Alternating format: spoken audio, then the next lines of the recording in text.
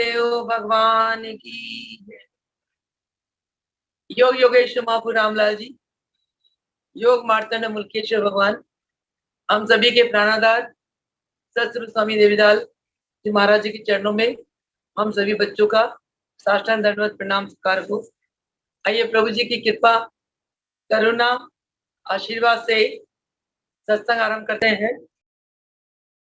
सत्संग आरंभ करके पहले प्रभु जी के चरणों में यही प्रार्थना करते हैं, हे प्रभु, आपके लिए तो ये दोहा धर्म ग्रंथ भी गाते हैं, मुकम करोति वाचालम पंगु लंघयते गिरम यत् कृपाति हम वंदे परमानंद श्री माधवम। यानी कि ये नाथ, जब आपकी कृपा हो जाती है तो गूंगे बोलने लगते, लंगड़े लूले पर्वत लांग जाते हैं, और आपकी कृपा होती है तभी किसी जीव को मोक्ष की प्राप्ति हो सकती है। तो आपकी कृपा, आपकी शक्ति अथाह है, जिसको वर्णन करने में शेष शारदा भी नेति नेति करके रह जाते हैं। इसका मतलब भगवान सतगुरु भगवान की शक्तियों का कोई अंत नहीं, वो बेअंत है। ऐसे सतगुरुदेव भगवान जी के चरणों में यही प्रार्थना करते, प्रभु इस सत्संग में कृपा करके जो भी बुलवाएंगे नाथ, आप जी ही बुलाएंगे और आप जी ही हमें ज्ञान देंगे। हम बच्चों का यही विनती है, आप जी के दिव्य ज्ञान को हम हृदयंगम करें और उस ज्ञान के अनुसार अपने जीवन जन्म को चलाते हुए दिव्यता की तरफ आगे बढ़ाए। ऐसी कृपा आपको चरणों में हम बारंबार प्रार्थना करते हैं।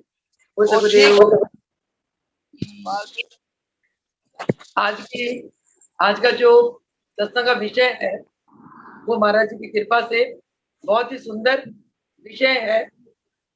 आज के विषय का जो प्रमुख बात क्या है कि प्रत्येक मानव के अंदर अच्छाइयां बुराइयां सब कुछ होती है, परंतु किसी के अंदर अगर अच्छाई है या बुराई है, उसमें उस जीव का कोई कसूर नहीं होता। उसके पिछले जन्मों के कर्मों के अनुसार उसका स्वभाव होता है, स्वभाव उसका अपना भाव होता है। भाव के अनुसार वो अच्छे कर्म करता है, बुरे कर्म करता है। महाराज जी फरमाते हैं कि अच्छे और बुरे कर्म की परिभाषा क्या है, हम किन कर्मों को अच्छा कर्म कहते हैं और किन कर्मों को हम बुरा कर्म कहते हैं। महाराज जी फरमाते हैं, जो कर्म शास्त्रोक्त है, हमारे धर्म ग्रंथों ने, शास्त्रों ने जो कर्मों को अच्छे कर्म बताए हैं, उन्हीं को हम अच्छे कर्म कहते हैं। जो कर्म हमारे शास्त्रों के, धर्म ग्रंथों के विरुद्ध है, हम उन्हें पाप कर्म कहते हैं।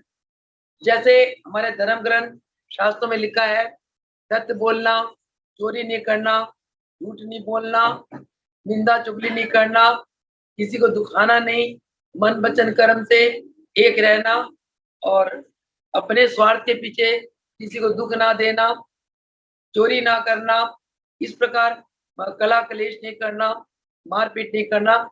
ऐसे कर्मों को हमारे धर्म ग्रंथ कहते ये सभी कर्म जो है ना पाप कर्म है। दुख देना, परेशान करना, मन वचन कर्म से बिल्कुल अलग रहना है। हर पल अपने स्वार्थ की चिंतन करना, स्वार्थ के लिए जीना और अपने स्वार्थ के लिए दूसरों को दुख देना, चोरी करना, झूठ छल कपट धोखा, ये सभी कर्म हमारे धर्म ग्रंथों ने, शास्त्रों ने कहा ये सभी कर्म जो है ये पाप कर्म है। इसके विपरीत परहित में जीना, दूसरों की सेवा करना, प्रेम करना, सदा अपने में मस्त रहना, संतोष में रहना, सदा सत्य बोलना, अहिंसा में रहना, मन वचन कर्म से एक होना, सदगुरु भगवान की भक्ति करना, उनके चरणों की सेवा करना, देश के लिए, समाज के लिए जितना हो सके तन मन धन से सेवा करना। यदि ऐसे जो कर्म है, इन कर्मों को हमारे धर्म ग्रंथों ने कहा ये पुण्य कर्म है। तो हमारे पिछले जन्मों के कर्म संस्कारों के अनुसार अगर हमारे अंदर ऐसी बुराइयां हो कि हमसे बुरे ही कर्म होते हैं, तो समाज हमें फिर अच्छे नजरों से नहीं देखता कि भाई इनके अंदर इनका स्वभाव अच्छा नहीं है, स्वभाव गलत है। तो समाज भी ना समाज भी खुश नहीं रहता, न सदगुरु भगवान हमसे संतुष्ट रहते हैं। तो अगर किसी के अंदर बुराइयां है, त्रुटियां है, उसके अंदर अगर ये संकल्प आ जाए कि मैंने अपनी बुराइयों को और त्रुटियों को छोड़ना है, ऐसा संकल्प अगर आ जाए, तो एक दिन उसकी बुराइयां, उसकी त्रुटियां, उसके गलत स्वभाव बिल्कुल चले जाते हैं और वो शुद्ध पवित्र होता चला जाता है। ऐसे में अगर कोई हमारे अवगुणों को अवगुणों के बारे में हमें निर्देश करता है या हमारे अवगुणों को हमें कोई जताता है, बताता है, तो ऐसे संकल्प के दिनों में हमें बड़ी खुशी होती है। हमें लगता है ये हमारा हितैषी है, क्योंकि हमें अपने अवगुणों को जब हम रियलाइज करते हैं, हम महसूस करते हैं कि हमारे अंदर ये अवगुण है, इस अवगुणों के कारण हम भी दुखी हैं, दूसरे भी दुखी हैं, हमें इन अवगुणों को त्यागना है। उस समय कोई भी हमें आकर बताता है कि आपके अंदर ये अवगुण है, आपको छोड़ना चाहिए, तो हम बड़े खुश होते हैं। एक दोहा में कबीर जी ने कहा, कबीरा बुरा देखन मैं गयो, बुरा मिलियो ना कोई, जा में खोजो अपने आप को, मुझसे बुरा ना कोई। यानी कि मैं बुरा देखने गया, परंतु मुझे बुरा कोई भी नहीं मिला, क्योंकि कबीर हमेशा अपने आप को देखता था, अपने आप को सुधारने की कोशिश करता था। जो इंसान अपने आप को जानने की कोशिश करेगा, वही तो इंसान अपने आप को सुधारने के लिए आगे आएगा। अगर हम अपने आप को जानने की कोशिश ही ना करें और हमारी दृष्टि ऐसे दोषी हो कि हम दूसरों की दोष को ही देखते चले जाएं, तो हम अपनी सुधार कभी भी नहीं कर पाएंगे। इसलिए सदगुरु भगवान हमें क्या उपदेश करते हैं, हमेशा अपने आप को जानो, अपने आप को खोजो, अपने आप में रहो। जितना हम अपने आप में रहेंगे, अपने आप को खोजेंगे, अपने आप को जानेंगे, उतना ही हमें अपने स्वभाव के बारे में पता चलेगा और हमें खुद पता चलेगा कि महसूस होगा कि हमारे अंदर कौन सी अच्छाई है, कौन सी बुराई है। जो अच्छाई है, हम तो गुरु की कृपा से उसके लिए संकल्प करें कि हमने अपनी अच्छाइयों को बढ़ाते चले जाना, क्योंकि अच्छाइयों से हमें खुद को भी सुख मिलता है और दूसरों को भी सुख मिलता है। हमारे अंदर अगर कोई बुराई है, तो हमारे अंदर ये संकल्प होना चाहिए कि हमने इन बुराइयों को छोड़ देना है, इन बुराइयों को, इन अवगुणों को हमने त्यागना है। क्योंकि जब हम अपने आप में देखते हैं, तो हमें अपने अवगुणों के बारे में महसूस होता है, उसी समय संकल्प होता है हमारे अंदर के जो ये अवगुण है, इसी अवगुण के कारण हम स्वयं भी दुखी हैं, हम दूसरों को भी दुख देते हैं। महाराज जी फरमाते हैं, जो इंसान के अंदर होता है वही बाहर वो निकालता है। जैसे एक बर्तन में खीर है, तो कड़छी में तो खीर ही आएगा, एक बर्तन में दाल है तो कड़छी दाल निकलेगी। यानी कि हमारे अंदर जो कुछ होता है हम वही निकालते हैं। जैसे सत्पुरुष होते हैं, सदगुरु भगवान होते हैं, महापुरुष, संत जन, तपस्वी जन होते हैं, वो क्योंकि उनकी वृत्तियां हर पल भगवान परमात्मा से जुड़ी होती है, इसलिए उनके अंदर प्रेम होता है, दया होता है, क्षमा होता है, शीशल सुशीलपना होता है, संतोष होता है, और वो उनकी शरण में आने वाले लोगों को यही कुछ बांटते हैं और यही कुछ पाकर उनकी शरण में आने वाले लोग संतुष्ट हो जाते हैं। इस प्रकार हम अपने गुण अवगुणों को जानते हुए गुणों को बढ़ाते चले जाना चाहिए और अवगुण गुणों का हमें किस प्रकार हम अपने अवगुणों का विनाश कर सकते हैं, उसके लिए हमें खुद ही संकल्प करना चाहिए। ये तभी होगा जब हम ध्यान योग के द्वारा अपने अंदर का चिंतन करेंगे, अपने आप का मनन करेंगे, अपने स्वभाव को देखेंगे, तभी इस बात का ज्ञान होगा। इसके लिए गुरु की कृपा, गुरु का आशीर्वाद अत्यंत आवश्यक है। जब हम गुरु के शरण में जाते हैं, गुरु अपनी कृपा से हमें सेवा देके शुद्ध पवित्र बना देते हैं। हम गुरु के शरण में जाते हैं, जाके हमें बड़ी शांति मिलती है, क्योंकि गुरु शांति के मूर्ति होते हैं।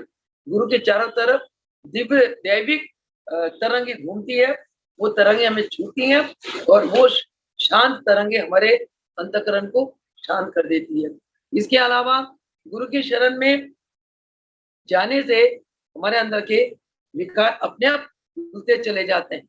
अगर हमारे अंदर क्रोध है, गुरु के शरण में जाकर क्रोध शांत हो जाता है। हमारे अंदर अहंकार है, हम गुरु के शरण में जाते हैं, मत्था टेकते हैं, गुरुदेव हमारे सिर पे हाथ रखते हैं, आशीर्वाद देते हैं, उससे हमारा अहम चला जाता है। गुरु ऐसी लीलाएं करते हैं हमारे जीवन में, जिससे गुरु जता देते हैं कि तुम कुछ भी नहीं हो। ऐसे हमारे जीवन में अनेक घटनाएं घटित होती है, जो घटनाएं हमें फेस करना पड़ता है सिर्फ हमारे अंदर के अहंकार के कारण, अहम वृत्ति के कारण। तो गुरु उन अहम वृत्ति के कारण जो हमारे जीवन में कष्ट आते हैं, तो गुरु उन कष्टों से हमें मुक्त कर देते हैं। क्योंकि उस समय जब हम कष्ट पीड़ित होते हैं, हम गुरुदेव से प्रार्थना करते हैं, हे प्रभु रक्षा करो, हे प्रभु रक्षा करो। गुरुदेव सुनते हैं, सुनकर हमें उस कष्टों से मुक्त कर देते हैं। तभी हमें अपनी औकात का पता चलता है कि हम क्या है, हम कुछ भी नहीं, सब कुछ गुरुदेव की शक्ति है। उनकी शक्ति से ही तो सब कष्ट दूर होते हैं। इस प्रकार की भावना से, गुरु के आशीर्वाद से हमारे अंदर अहम वृत्ति चली जाती है।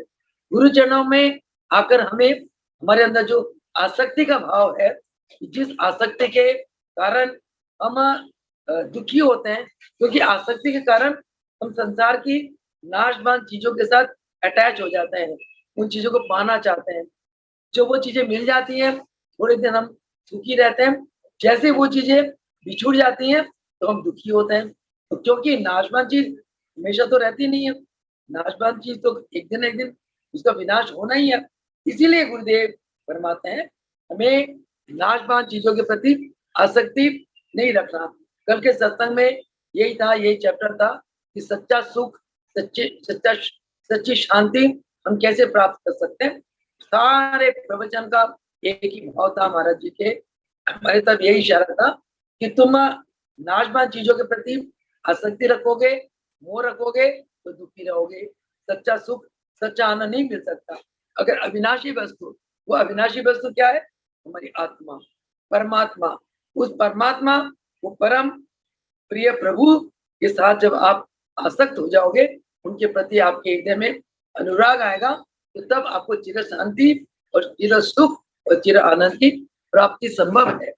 तो इसी प्रकार महाराज जी फरमाते हैं कि जो जीव अपने दोषों को एक बार तो समाप्त कर लेता है, और दोषों को समाप्त करने में भी उसके अंदर का संकल्प होना चाहिए, दिखावा नहीं होना चाहिए। अगर वो दिखावा के कारण अपने दोषों को समाप्त करना चाहता है, तो ये उसका भ्रम है, ये महापाप है कि अंदर आत्मा से तो वो अपने अवगुणों को नाश नहीं करना चाहता है, परंतु दिखावा के रूप में कि समाज में उसकी प्रतिष्ठा बन जाए, दिखावा के भाव से अगर वो अपने अवगुणों को नाश करने की कोशिश करता है, तो महाराज जी फरमाते हैं ये ऐसा कभी नहीं होना चाहिए, ये महान पाप है। उसके अतिरिक्त महाराज फरमाते हैं कि जो जीव अपने दोषों को अपने संकल्प शक्ति के द्वारा, अपने आत्म चिंतन के द्वारा अपने दोषों को विनाश करके दोबारा अगर उन दोषों को अपने जीवन में अपना लेता है, तो महाराज फरमाते हैं कि वो जीव, उसको कहते हैं आत्मघाती। उसने अपनी आत्मा का हनन करा। गुरु की कृपा से उसने अपने अवगुणों को विनाश करके उन्हीं अवगुणों को फिर अपना लेता है। इसका मतलब ऐसे को और आत्मघाती कहते हैं। और ये हमारे धर्म ग्रंथों, शास्त्रों में, गुरुदेव के चरणों में ये भयंकर अपराध है। तो महाराज जी फरमाते हैं कि जो दोष एक बार किसी व्यक्ति के हृदय में घर कर चुका है, यानी कि उसकी प्रकृति बन गई, ऐसा कभी नहीं होता कि वो चाहे तो उस प्रकृति को, उस स्वभाव को निकाल नहीं सकता। ऐसा कुछ नहीं है। भाई फरमाते हैं कि व्यक्ति अपने अंदर दोष को ला सकता है। फर्ज करो किसी के अंदर एक हमेशा झूठ बोलने का दोष है, हर बात में वो झूठ बोलता है, एक गलत दोष, एक गलत स्वभाव उसके अंदर आ गया। तो अगर गलत स्वभाव वो व्यक्ति संसार में रहकर ला सकता है, तो अच्छा स्वभाव क्यों नहीं ला सकता है? तो इसीलिए महाराज जी फरमाते हैं कि जो एक व्यक्ति अत्यधिक दोषी और अपराधी बन जाए, तो वो पवित्र कर्म करके वो शुद्ध भी बन सकता है। शुद्ध बनने के लिए उसके अंदर भावना होनी चाहिए। और महाराज जी फरमाते हैं कि हर एक मनुष्य के अंदर सामर्थ्यवान गुण होते हैं, सामर्थ्यवान गुण होते हैं, परंतु उन सामर्थ्यवान गुणों को हमने जगाना है। सामर्थ्यवान गुणों को कैसे जगा सकते हैं? सदगुरु की सेवा करके, उनकी भक्ति करके, गुरु के शरण में जाकर और उनसे ज्ञान लेकर और अपने संकल्प शक्ति से हम हमारे अंदर सामर्थ्यवान गुणों को जगा सकते हैं। ऐसा कुछ नहीं है अगर बचपन से एक बच्चे के अंदर कोई बुरी आदत पड़ गई है, बच्चे को से पाप कर्म होता है, कोई गलत कर्म होता है और वो उसका स्वभाव वो बना लेता है, हम उस बच्चे से घृणा करें, उस बच्चे को ये कहें नहीं तू तो ऐसा है, तेरे अंदर ये दोष है, तू दोषी है, तू सारी जिंदगी तू ठीक हो ही नहीं सकता, ऐसा कुछ नहीं है। गुरुदेव इस बात के बिल्कुल कट्टर गुरुदेव इस बात का बिल्कुल ओपोज करते हैं, इस बात का विरोध करते हैं। गुरुदेव फरमाते हैं कि किसी के अंदर अवगुण है, परंतु तुम उसे ज्ञान दो, सत्पुरुषों के ग्रंथ पढ़ाओ, स्वाध्याय करवाओ, उसको उसके द्वारा सत्संग सुनवाओ और अच्छी किताबें, अच्छे ग्रंथ उसे पढ़ाओ। और इस प्रकार करने से उसके अंदर जो एक सामर्थ्यवान गुण की जो शक्ति है, वो सामर्थ्यवान गुणों की वो शक्ति उसके अंदर जाग जाती है। और जहां उसके अंदर गुण जाग जाएंगे, उसके अंदर से पाप या दोष समाप्त हो जाएंगे। इस प्रकार महाराज जी फरमाते हैं, जिस प्रकार बुरी संगति एवं बुरे वातावरण में आप अपने पाप शक्तियों को जागृत कर लेते हो, उसी प्रकार आप अच्छे संगत में, गुणी लोगों के बीच में, सत्पुरुष के संगति में आकर अपनी पुण्य शुभ शक्तियों को, शुभ भावना को और बहुत आसानी से आप क्रियाशील कर सकते हो। तो जैसे कि रत्नाकर एक बहुत बड़ा डाकू थे, हमें रत्नाकर जी का वो इतिहास हमें सबको पता है कि वो क्या करते थे, प्राणियों का हत्या करके और उसे धन माल सब लूट कर अपने परिवार का पालन पोषण करते थे।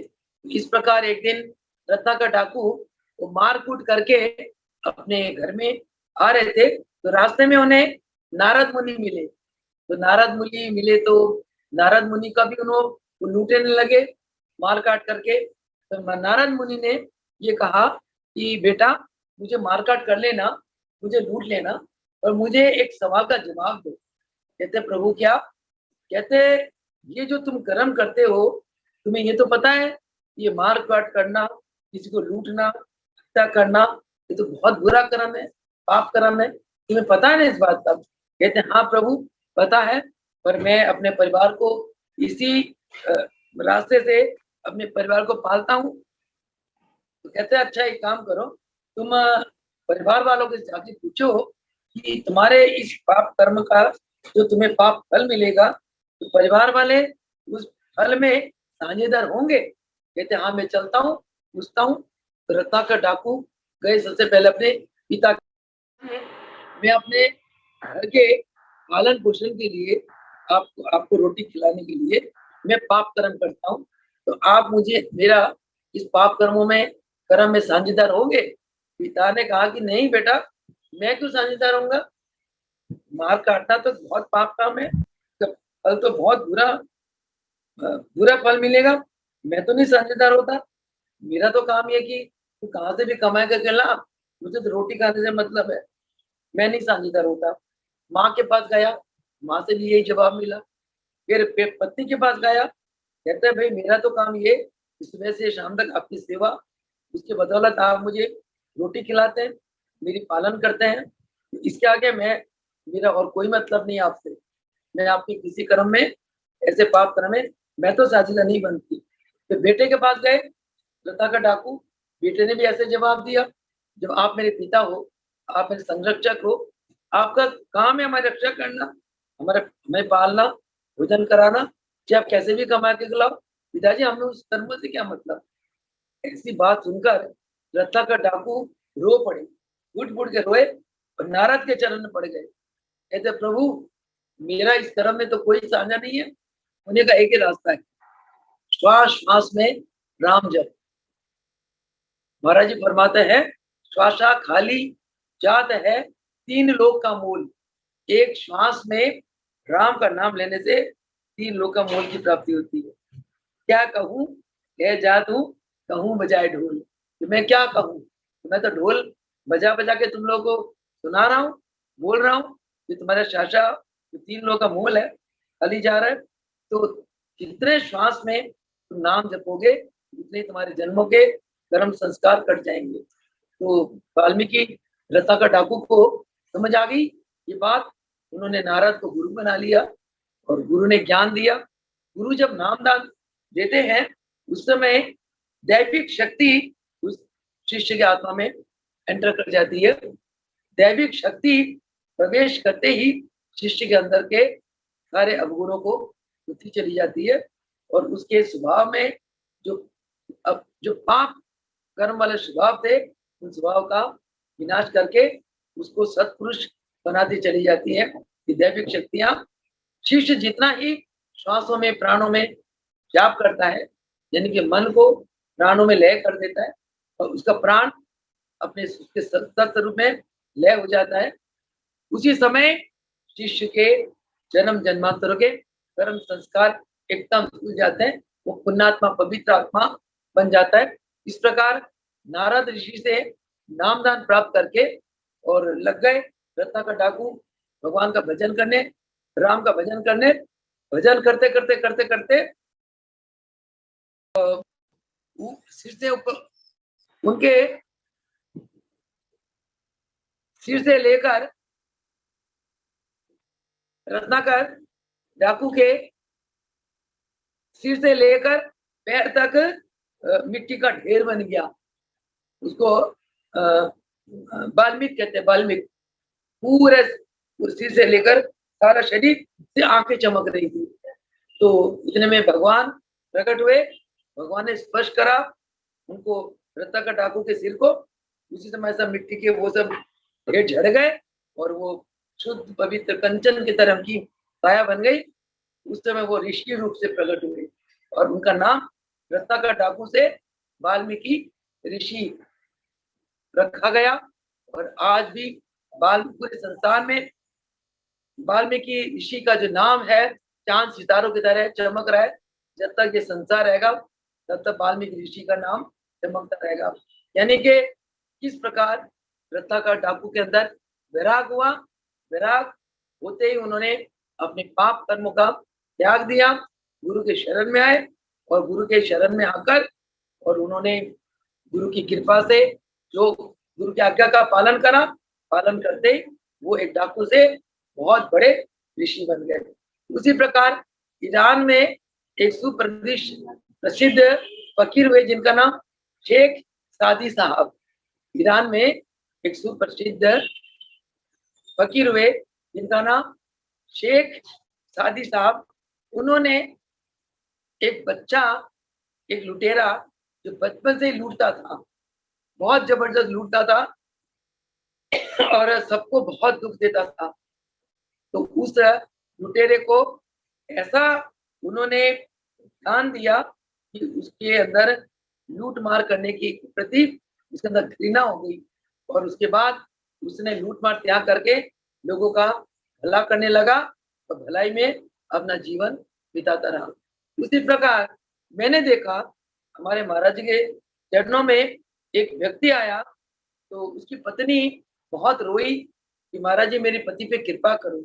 मेरे सामने की बात है। तो महाराज जी ने फरमाया कि क्या कृपा करे मुन्नी। कहते महाराज जी मेरे पति जो है ना चेन ड्रिंकर है, दिन रात ड्रिंक करते हैं, आप पर कृपा करो, मैं और परिवार वाले हम बहुत दुखी हैं। तो महाराज जी ने फरमाया कि चलो इसको सुबह देवी अपने पति को सुबह लेके आना। अगले दिन वो देवी ले आई। महाराज जी ने उस पुरुष के नाक में घी डलवाया, उसको नीति कराई, जल की कराया, जलपान करवाया, गजकनी कराई, उसके ब्रह्मदान करा दिया। उसी दिन से उसकी जो बुरी आदत थी जिसके कारण सारा हर परिवार दुखी होता था, उसकी वो बुरी आदत चली गई।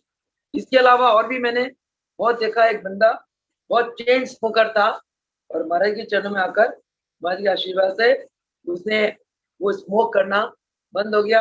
एक और बच्चा मैंने देखा ब्रिज घाट में, उसकी बुरी आदतें थी, महाराज के शरण में आया, मैंने सिर्फ प्यार दिया, उसका प्यार देते ही उसकी बुरी आदत चली गई।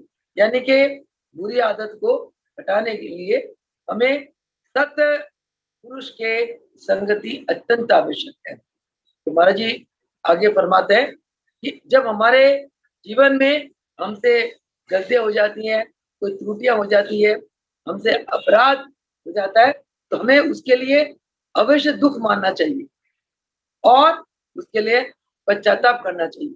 अगर हम दुख ना माने अपने किए हुए अपराधों के लिए, गलतियों के लिए, त्रुटि के लिए, ना हम पश्चाताप करें और उन्हीं को दोहराते रहें, तब हमारा उन पाप कर्मों से, जो त्रुटियों से, गलतियों से, अपराधों से हमारा कभी भी छुटकारा नहीं हो सकता।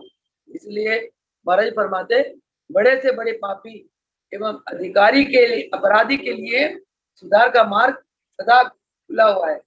भाई फरमाते हैं अगर हम गलत मार्ग में चल सकते हैं, अच्छे मार्ग में क्यों नहीं चल सकते? तो अच्छे मार्ग में चलने के लिए हमें दिल से अपने अपराधों के लिए पछताना पड़ेगा। अंग्रेजी में कहावत है टू एयर इज ह्यूमन, यानी कि इंसान गुनाहों का पुतला है।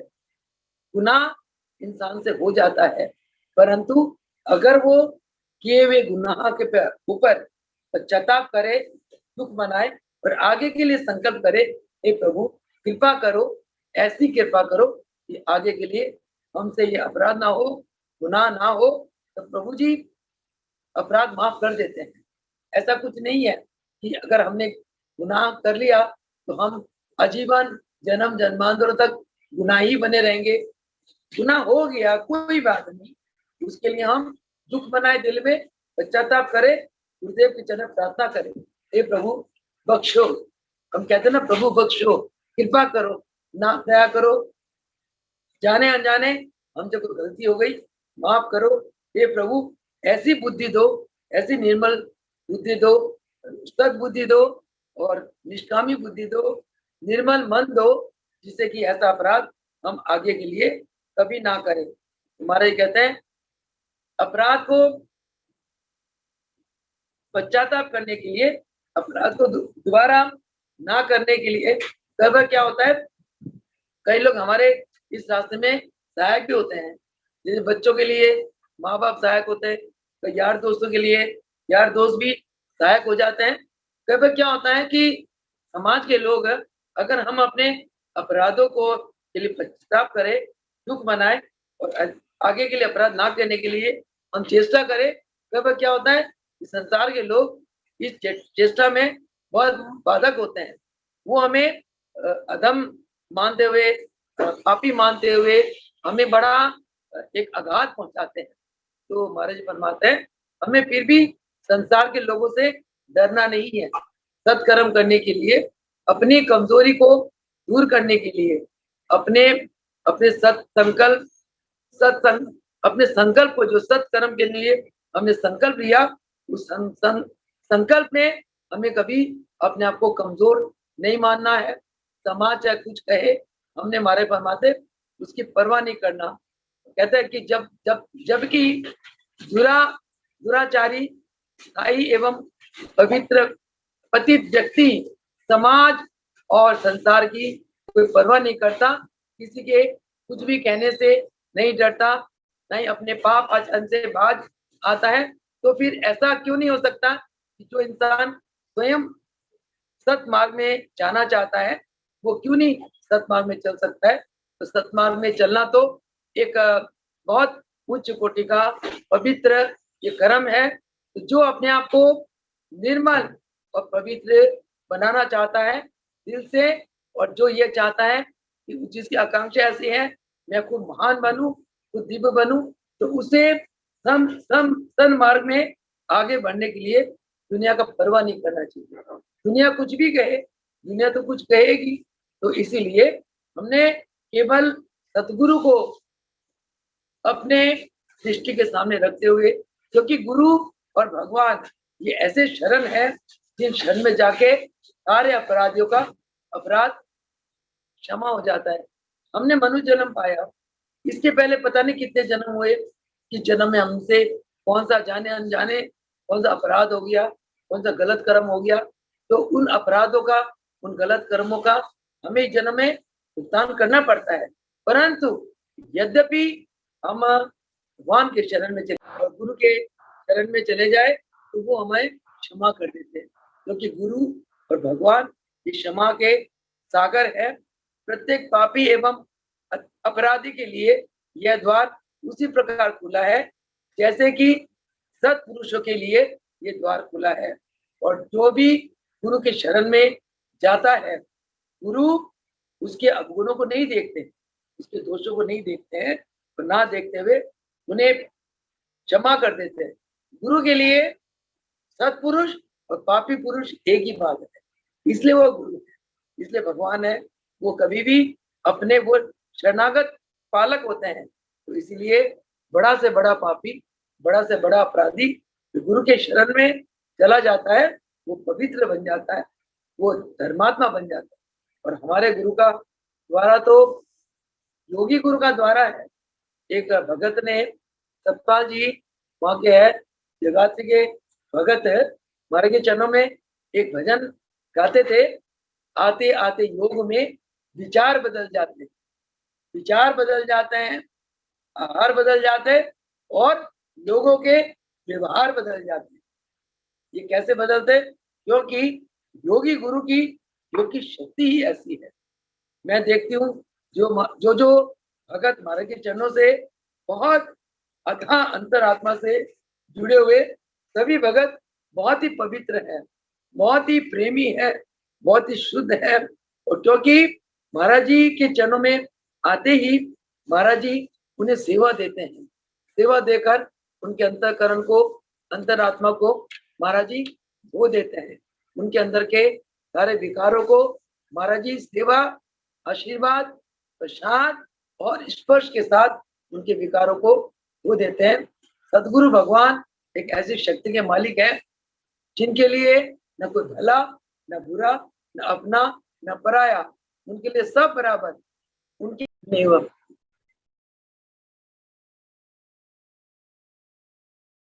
इसलिए महाराज फरमाते हैं कि कोई भी व्यक्ति जितना दुराचारी हो, पापी हो, परंतु अगर वो अनन्य भाव से गुरु का भक्त होकर निरंतर भजन करता है तो वो एक दिन साधु बन जाता है। क्योंकि भजन करना, ध्यान करना, निष्काम सेवा करना ये पुण्य कर्म है, पुण्य कर्म का फल तो मिलता ही है।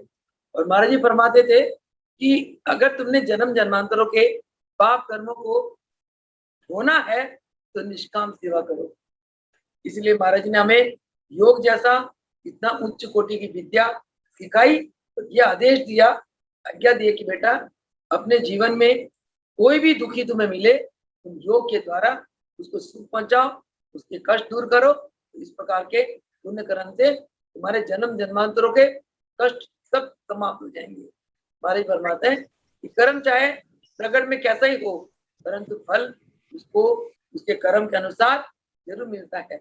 जो पुरुष अपना रूप प्रभु जी की ओर ले गया और वो प्रभु जी की कृपा करुणा आशीर्वाद से, शुभ आचरण से और स्थायी शांति मन से दूसरों की सेवा करता है, भजन करता है, दान करता है, वो एक दिन बहुत एक महान भगत बन जाता है। और प्रभु जी के चरणों में, प्रभु जी के चरणों की भक्ति के प्रति जो निश्चय हो जाता है और प्रभु जी के शरण ग्रहण कर लेता है, तो उसे परम गति की प्राप्ति हो जाती है। इसीलिए सुख रहित एवं शन अंगूरी मनुष्य शरीर को प्राप्त करके हमें नित प्रति भजन करना चाहिए। भजन करने से ही हमारे सब पाप कट जाएंगे, हमारे अवगुणों का नष्ट होगा। और हमने अभी तक जन्मों से जितने अपराध किए, जिन अपराधों का फल बुरा मिलता है, वो सभी अपराध सब नष्ट हो जाएंगे। तो इसलिए गुरुदेव की ओर से मनुष्य की भलाई एवं उन्नति के द्वार गुरुदेव फरमाते हैं ये सदा सदा के लिए खुला हुआ है। तो इसलिए अपने वो मनुष्य दुर्भाग्य अपने को दुर्भाग्य वाला समझे जो सदगुरु के शरण में ना जाकर अपने अंदर अपने आप को अपनी बुराइयों को होने के लिए संकल्प नहीं लेता। तो ऐसा व्यक्ति जो है अपने आप को बहुत भाग्यहीन समझे। तो इसीलिए हमें बुराइयां और पाप मार्ग को त्याग करके सत्कर्म करना चाहिए और सत्मार्ग अपनाना चाहिए। और गुरुदेव और महान संतों के शरण हम अगर ले लेते हैं वो हमें सत्मार्ग दिखाते हैं, सत राह पे ले जाते हैं और सच के सांचे में हमें वो ढाल देते हैं। तो इसलिए जब कोई अज्ञान एवं दुराचार के मार्ग को त्याग देता है तो उसके पांव सतह सन्मार्ग की ओर उठने लगते हैं और वह शने शने मानवता की वास्तविक स्वरूप की तरफ आगे बढ़ता है। और सत्यम शुभम सुंदरम इस लक्ष्य को प्राप्त करने के लिए वो आगे बढ़ता चला जाता है। यानी कि गुरु के शरण लेकर सत्कर्म करके सत्मार्ग में चलता हुआ उसे सत्यम शिवम सुंदरम इस ज्ञान की अनुभूति हो जाती है। इसका मतलब क्या है कि मैं सत्य हूँ, मैं सुंदर हूँ और मैं शिव हूँ, मैं शक्ति स्वरूप हूँ। ये मानव की वास्तविक स्वरूप है और इस स्वरूप को प्राप्त करके एक दिन मोक्ष पद का अधिकारी बन जाता है। तो इसीलिए मानव है कहते ये दोबारा दोहराऊंगी टू एयर इज ह्यूमन, गलती करना एक मानव से हो जाता है, मानव का स्वभाव है, गलती हो जाती है, अपराध हो जाता है, पाप कर्म हो जाता है, उसको प्रायश्चित करे, आगे के लिए ना करने का उसके लिए दुख मनाए और प्रायश्चित करते हुए पुण्य कर्म बढ़ाते चले जाए, सन्मार्ग को अपनाते चले जाए। उसके लिए सदगुरु जी के शरण ले, उनके आज्ञा अनुसार उनके वचन के अनुसार साधना करे, अपने जीवन को चलाए तो एक दिन वो परम पिता परमेश्वर के साक्षात करने के लिए सक्षम हो जाता है। तो इसी के साथ आज की वाणी को विराम दूंगी। आज इतना ही सत्संग, कल फिर बच्चों का कार्यक्रम होगा, बच्चे बोलेंगे भजन अनुभूतियां। जो बच्चे भजन बोले उस भजन का अर्थ भी बोलेंगे, जो अनुभूति बोले उस अनुभूति के पीछे या जो प्रभु जी की कोई घटना बोले उसके पीछे जो प्रभु जी ने हमें शिक्षा दी है उसके पर बच्चे अपने विचार रखेंगे। क्योंकि आज के बच्चे हमारे कल के भविष्य है। छोटी छोटी उम्र में अगर बच्चों के अंदर हम लोग ये आध्यात्मिक बात का बूंद डाल दें, यही बूंद पनपेंगे और हमारे बच्चे आने वाले भारत में बहुत महान योगी के रूप में प्रकट होंगे और हमारे देश का नाम ऊंचा होगा, देश का कल्याण होगा। इसलिए कल सभी माताएं अपने बच्चों को तैयार करें प्रभु जी की घटनाओं के बारे में और उनके जीवन में कुछ भी प्रभु जी के पास से अलौकिक घटना घटित हुई है या आध्यात्मिक प्रेम भक्ति भाव पूर्ण भजन गाय बच्चे भजनों का जो भाव है उसको प्रकट करे ताकि उनके आत्मा में एक यौगिक आध्यात्मिक ईश्वरीय संस्कार पड़े। जैसे संस्कार पड़ते हैं बच्चों का जीवन का रूप ऐसे ही बन जाता है। आपके बच्चे अगर योगी बन जाए आपका जीवन ही सुखी है, बच्चों का जीवन सुखी है, हमारे देश का भविष्य उज्जवल है। इन्हीं वाणी के साथ अपने आज की सत्संग को समाप्त करूंगी। वो सगुदेव भगवान की, बोले योगेश्वर महाप्रभु रामलाल जी की जय हो, मुल्केश्वर भगवान की जय हो, सत्सर्व देवजाल भगवान की